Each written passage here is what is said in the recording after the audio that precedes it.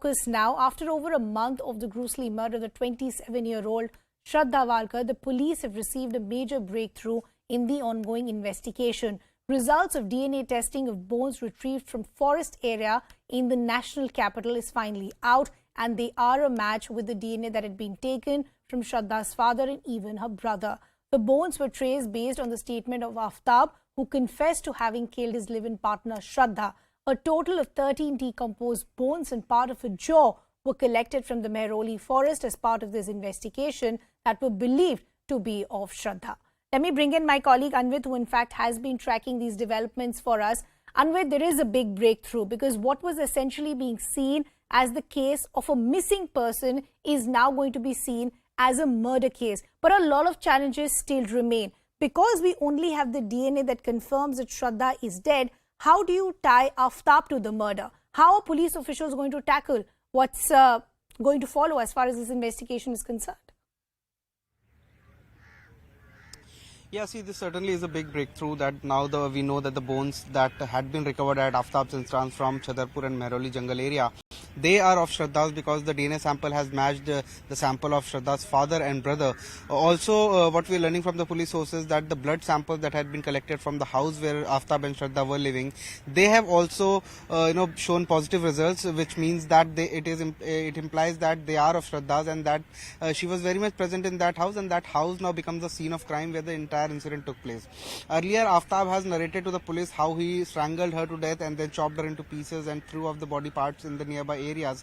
Now, based on that theory of Aftab, based on his confession, police are corroborating his statement with scientific evidences. This is one of the biggest steps that the police have managed to complete, that these bones are of Shraddha's, and now it is confirmed that she is dead and she was in that house. The second part of the investigation to link Aftab with killing of Shraddha might be a little tougher task for the Delhi police because it's a long road to travel now.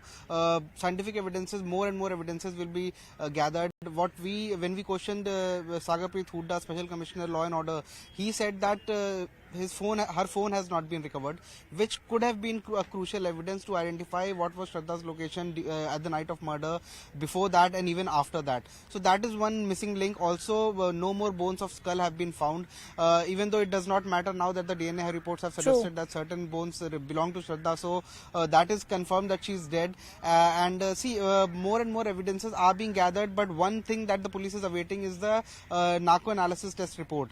Polygraph and psychoanalysis reports are with the police because these are tests that are, reports are given then and there. It's just a monitoring kind of a thing. A team of psychologists sit and they monitor the accused and some questions are asked. So those reports are already with the police, and they are saying that the results of those reports show that the police since the beginning had been on the right path as far as the investigation is concerned.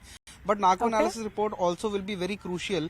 It is awaited. It might take a week or two or another week or two to get that, but that also will be instrumental in this case. But certainly this is a big breakthrough that the bones are of Shraddha's and now this woman is dead. The case will be of murder and Aftab will be tried for her murder in a murder case. But his statement before the magistrate is also pending, and police are waiting for the narco analysis report, after which it is likely that his statement also before the magistrate will be done. So that also will be instrumental in this entire investigation. That's exactly the question that I was getting to, Anvit, considering the fact that there is a match as far as DNA of Shraddha is concerned, Shraddha's family and the bones that have been found. What are the various sections that will be added as far as charges against Aftab, and more importantly, when are we going to see him being presented before a magistrate?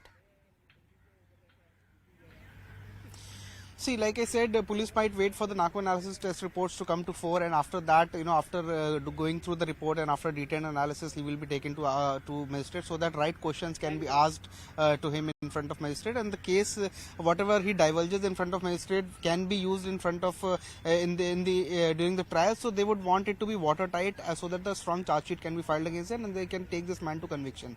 Secondly, the evidences that have been found so far, police are saying that they are indicating indicative of that this man had killed the woman, and they are very confident that they'll manage to file a strong case against him.